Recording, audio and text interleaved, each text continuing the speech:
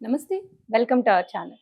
ప్రస్తుతం మనతో senior journalist దాము బాలాజీ గారు ఉన్నారు. వారితో మాట్లాడదాం. సార్ నమస్తే సార్. నమస్తే.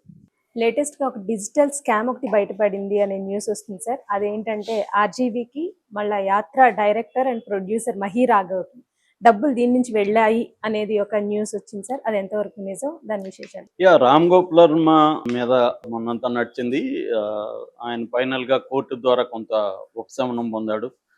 పోలీసులు కూడా ఎందుకనో ముందుకు రాలేదు.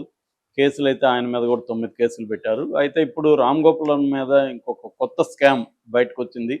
అయితే రామ్ గోపాల్ వర్మ ఒకడే కాదు, యాత్ర 2 డైరెక్టర్ ప్రొడ్యూసర్ మహి వి రాఘవ, ఆయన అసలు పేరు మహేందర్ రెడ్డి, చిత్తూరు. ఆయన మహి రాఘవ్ అని పేరు పెట్టుకున్నాడు. తను ఎన్ఆర్ఐ, అమెరికా నుంచి వచ్చాడు. కొన్ని సినిమాలు మంచివి తీశాడు. యాత్ర 1, యాత్ర 2. యాత్ర 1 ఏమో రాజశేఖర రెడ్డి పాదయాత్ర మీద, యాత్ర 2 ఏమో జగన్ పాదయాత్ర బేస్ చేసుకొని మిగతా సీన్లు రాసుకొని చేశాడు. అయితే ఇక్కడ అప్పుడే విమర్శలు వచ్చాయి. ఈయనకి 5 ఎకరాలు ఎంతో ల్యాండ్, కొన్ని ఎకరాల ల్యాండ్, నాకు కరెక్ట్గా గుర్తులేదు, కొన్ని ఎకరాల ల్యాండ్ మదనపల్లిలో ఇచ్చారు అని వచ్చినప్పుడు అదంతా అబద్ధం అని వైసీపీ బుకాయిస్తే ఫైనల్గా వాళ్ళు మొత్తం దాని ఆధారాలంతా బయట పెట్టారు తెలుగుదేశం వాళ్ళు. అప్పుడు మహి రాఘవ్ కూడా అవును నాకు ఇచ్చారు, నేను ఒక డైరెక్టర్గా ఆంధ్రప్రదేశ్లో సినిమా ఇండస్ట్రీ డెవలప్మెంట్ చేయడానికి అక్కడ స్టూడియో కట్టుకుంటానంటే ఇచ్చారు, తప్పేముంది, చాలా మందికి లేదా అని ఆయన ఇక్కడ కూడా ఎన్ శంకర్కి 5 ఎకరాలు తక్కువ రేటుకి ఇచ్చారని కోర్టుకు కూడా వెళ్ళారు. ఇక్కడ కూడా డైరెక్టర్ ఎన్ శంకర్కి. అలాగే జరుగుతుంటాయి. అలాగా ఇచ్చారు కదా అనేది ఆయన మీద విమర్శ. ఇప్పుడు ఏంటంటే రామ్ గోపాల్ వర్మ మీద ఈ కేసులు అంత ఎఫెక్టివ్గా లేవు కాబట్టి ఈ కుంభకోణాన్ని బయటికి తీశారు అని చెప్తున్నారు. నిజానికి ఇది నేనైతే ఎప్పుడు చూశానంటే మార్చిలోనే, ఎప్పుడు లాస్ట్ ఇయర్ మార్చిలోనే, ఎన్నికల ముందే తెలుగుదేశం అఫీషియల్ హ్యాండిల్లో రామ్ గోపాల్ వర్మకి ఏపీ ఫైబర్ నెట్ నుంచి డబ్బులు వెళ్ళాయి అనేది వాళ్ళు పెట్టారు. డీటెయిల్స్ ఎస్బీఐ అకౌంట్ నుంచి వెళ్ళాయి, నెంబరు అన్నీ కూడా పెట్టారు అప్పుడే. ఇప్పుడు వాటిని బయటికి తీస్తున్నారు. ఇప్పుడు ఈ స్కామ్ ఏంటంటే ఇక్కడ 2 రకాల కార్పొరేషన్స్ ఉన్నాయి. ఒకటి ఏపీ ఫైబర్ నెట్, రెండోది detail corporation, AP detail corporation. ఈ 2 సంస్థల నుంచి వీళ్ళిద్దరికి డబ్బులు వెళ్ళాయి అనేది ప్రధాన ఆరోపణ. యాక్చువల్గా మనకి గత 1 నెల క్రితం కర్నూలు రేంజ్ డిఐజీ కోయ ప్రవీణ్ వరా రవీందర్ రెడ్డికి ఏపీ ఫైబర్ నెట్ నుంచి, ఈ డీటెయిల్ కార్పొరేషన్ నుంచి వరా రవీందర్ రెడ్డికి, వాళ్ళ డ్రైవర్కి, వాళ్ళ ఇంట్లో వాళ్ళకి, అట్లాగే సోషల్ మీడియాలో తెలుగుదేశానికి, పవన్ కళ్యాణ్కి, బీజేపీకి యాంటీగా పెట్టిన పోస్టులు ఎవరైతే పెట్టారో వాళ్ళకందరికి కూడా గవర్నమెంట్ నుంచి, ఈ కార్పొరేషన్ నుంచి జీతాలు వెళ్ళాయి అనేది తెలుగుదేశం ఎప్పటి నుంచో ఆరోపిస్తుంది. లేటెస్ట్గా కోయ ప్రవీణ్ కర్నూలు రేంజ్ డిఐజీ కూడా ఆరోపించాడు. అంటే గుర్రం దేవేందర్ రెడ్డికి, ఇంటూరు రవికిరణ్కి, వర్ర రవీందర్ రెడ్డికి, వీళ్ళకందరికీ కూడా దీంట్లో నుంచే శాలరీస్ వెళ్ళాయి. అట్లాగే వాళ్ళ ఇంట్లో వాళ్ళకి కూడా, ఫ్యామిలీ మెంబర్స్కి, చివరికి వాళ్ళ డ్రైవర్స్కి కూడా దీంట్లో నుంచి శాలరీస్ వెళ్ళాయి అనేది ప్రధానంగా ఆరోపిస్తున్నారు.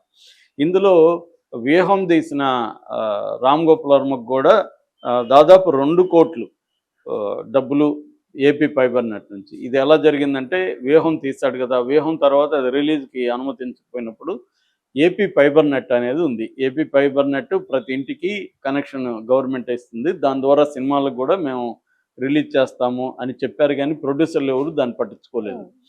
ఎందుకంటే అది పెద్దగా వర్కౌట్ అవ్వదు అనేసి ప్రొడ్యూసర్లు వదిలేశారు. కానీ దీన్ని వ్యూహాన్ని ఏపీ ఫైబర్ నెట్కి ఇచ్చిన దానికి కాను ఏపీ ఫైబర్ నెట్ నుంచి 1,10,00,000 ఆల్రెడీ రామ్ గోపాల్ వర్మకి రిలీజ్ చేసేసారు. సో 1,10,00,000 వెళ్ళిపోయింది. ఇంకా 89 లక్షలు రిలీజ్ కావాల్సి ఉంది. నాకు ఆ 89 లక్షలు ఇవ్వాలని కూడా రామ్ గోపాల్ వర్మ నోటీస్ పెట్టినట్టుగా చెప్తున్నారు. రామ్ గోపాల్ వర్మ అంటే ఆర్వి గ్రూప్ అనే దాని పేరుతో డబ్బులు వెళ్ళాయి. సో ఇది దేనికి, వ్యూహానికి నిన్నెవడు పెట్టమన్నాడు, నిన్నెవడు వాళ్ళకి డబ్బులు ఇవ్వమన్నాడు అంటే ప్లాన్డ్గా వ్యూహం అనేది తనకు అనుకూలంగాను, తనని ఎలివేట్ చేస్తూ, అంటే జగన్ ఎలివేట్ చేస్తూ, చంద్రబాబుని విలన్ లాగా, లోకేష్ని పప్పులాగా, పవన్ కళ్యాణ్ కమెడియన్ లాగా చిత్రీకరించిన సినిమాకి ఏపీ ఫైబర్ నెట్ నుంచి 1,10,00,000 రిలీజ్ చేశారు. ఇంకొక 89 లక్షలు రిలీజ్ కావాల్సింది, అది ఆగింది. ఇప్పుడు వచ్చి ఏపీ విజిలెన్స్ దీని మీద నిఘా పెట్టింది. ఏపీ విజిలెన్స్ ఆధారాలు సేకరించింది. సో ఈ డబ్బులు ఎందుకు ఇచ్చారు, ఎలా ఇచ్చారు అనేది నెంబర్ 1 క్వశ్చన్. అందుకని మిగతా 89 లక్షలని ఇవ్వద్దని ఆపమని కూడా ఫైబర్ నెట్కి విజిలెన్స్ కమిషన్ లెటర్ పెట్టారు. అందువల్ల ఆగింది.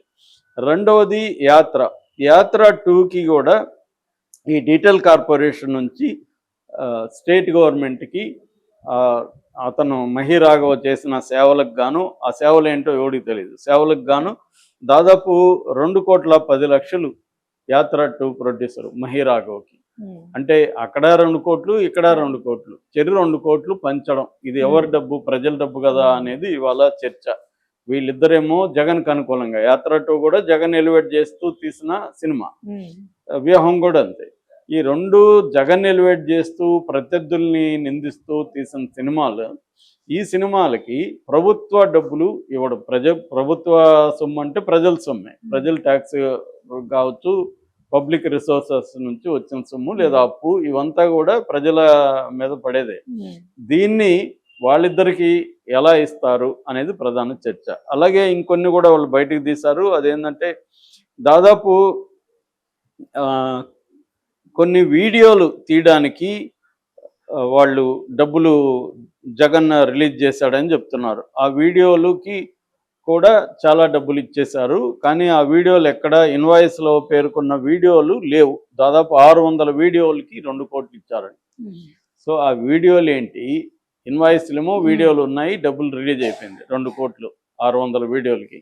ఆ వీడియోలు ఏంటి అనేది ఎక్కడ ఫిజికల్గా లేవు. సో ఇప్పుడు దాని మీద కూడా విచారిస్తున్నారు.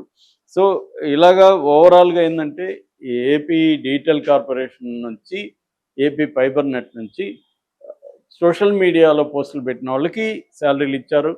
దాని తర్వాత రామ్ గోపాల్ వర్మకి, ఇటు మహీవీర్ రాఘవ్కి, వీళ్ళిద్దరికీ ఇచ్చారు అనేది ప్రధానంగా ఇప్పుడు ఆరోపణ. ఈ మళ్ళీ రామ్ గోపాల్ వర్మ కేసులు ఎదుర్కొనే అవకాశం ఉంది దీంట్లో. ఎందుకంటే ఇది ఫైనాన్షియల్ ఫ్రాడ్ కిందకు వస్తుంది. ఫైనాన్షియల్ ఫ్రాడ్, పబ్లిక్ మనీని మిస్యూజ్ చేయడం, దానివల్ల పీసీ యాక్ట్ కిందకు కూడా వచ్చే అవకాశం ఉంది. పీసీ యాక్ట్ కిందకు వస్తే రామ్ గోపాల్ వర్మ బెయిల్ రావడం కూడా కష్టం వచ్చే అవకాశం ఉంది. ప్రివెన్షన్ ఆఫ్ కరప్షన్ యాక్ట్, ఎందుకంటే చంద్రబాబు కూడా దానివల్లే ఆయనకి బెయిల్ త్వరగా రాలేదు. పీసీ యాక్ట్ పెట్టారు. దాని తర్వాత 17A కింద గవర్నర్ పర్మిషన్ తీసుకోవాలా లేదా అనే టెక్నికల్ ఆస్పెక్ట్ మీద సుప్రీంకోర్టు వరకు వెళ్ళింది. ఇప్పటివరకు సుప్రీంకోర్టు తేల్చలేదు. సరే, అది పక్కన పెడితే అటువంటి పీసీ యాక్ట్ కిందనే వీళ్ళిద్దరికి కూడా ఇప్పుడు ఇరుక్కునే పరిస్థితి. యాత్ర మహిరాఘవ్ అదే పని చేయబోతున్నాడు. ఇంకా కేసు అయితే నమోదు కాలేదు, కానీ దీని మీద విచారణ జరుగుతుంది. పకడ్బందీగా కేసులు పెట్టే ఆలోచనలో ఉన్నట్టుకున్నారు. అంటే రామ్ గోపాల్ వర్మని, మహిరాఘవ్ని వదిలిపెట్టే పరిస్థితి లేదు. ఎందుకంటే వీళ్ళిద్దరి సినిమాలు గతంలో కూడా వీళ్ళకి డ్యామేజింగ్గా తెలుగుదేశానికి తీశారు. ఇప్పుడు కూడా వీళ్ళిద్దరూ సినిమాలు తీశారు. ఇంకా మహిరాఘవన్న తెలుగుదేశానికి బ్యాడ్గా చూపించాలనే యాంగిల్లో వెళ్ళలేదు, వాళ్ళని ఎలివేట్ చేసే యాంగిల్లో వెళ్ళాడు. వెళ్ళినా కూడా ఆయనకి గవర్నమెంట్ నుంచి ఎందుకు 2,10,00,000 ఇచ్చారనేది ప్రశ్న. అట్లాగే ల్యాండ్ ఎలా ఇచ్చారు, ఇంకెవరు లేరా డైరెక్టర్లు, పెద్దోళ్ళు, స్టూడియోలు కట్టేవాళ్ళు, ఇతనికి ఎందుకు ఇచ్చారు అనేది ఒక ప్రశ్న. రెండవది, రామ్ గోపాల్ వర్మ ఓన్లీ సినిమాలోనే కాకుండా బయట కూడా విపరీతంగా ఒక వైసీపీ కార్యకర్త కంటే కూడా ఘోరంగా ట్వీట్లు పెట్టడం, వాళ్ళ ఫోటోల్ని మార్పింగ్ చేసి ఫోటోల్ని చేయడం, దీని పట్ల వాళ్ళు చాలా సీరియస్గా ఉన్నారు. ఆల్రెడీ ఏదో రాజీ జరిగిందని కూడా ఒక వార్త వచ్చింది. కానీ ఇప్పుడు మళ్ళీ ఈ కేసు అయితే బయటకు తీశారు. ముఖ్యంగా తెలుగుదేశం మీడియా నిన్నంతా కూడా దీన్ని బ్రేకింగ్ న్యూస్ లాగా చేస్తుంది. మరి ఇది రామ్ గోపాల్ వర్మకి, మహిరాఘవ్కి ఏ స్థాయిలో దెబ్బ తగులుతుంది అనేది చూడాలి. వీళ్ళిద్దరు ఏమన్నా ముందస్తు బెయిల్కి వెళ్తారా దీంట్లో కూడా? ఎందుకంటే రామ్ గోపాల్ వర్మకి కూడా కోర్టులు ఇప్పుడు అలవాటు అయినాయి, ఎట్లా వెళ్ళాలి కేసులని. దీంట్లో కూడా వెళ్తాడా, దీనికి ఆయన ఏం సమాధానం చెప్తాడు చూడాలి. ఎందుకంటే ఇది ప్రూఫ్ ఉంది క్లియర్గా. ఆ డబ్బులు అంటే ఏపీ ఫైబర్ నెట్లో నేను పెట్టాను, నాకు ఇచ్చారని ఆయన చెప్పొచ్చు. మరి ఆయన ఆ రకంగా తప్పించుకునే వీలుందా ఆయనకి? నా తప్పేముంది, నేను సినిమా అడిగాను పెట్టుకుంటారంటే పెట్టుకుంటా ఉన్నారు అని చెప్పొచ్చు. కానీ అంత ఈజీగా అయితే ఉండకపోవచ్చు, చూడాలి. Right sir, thank you.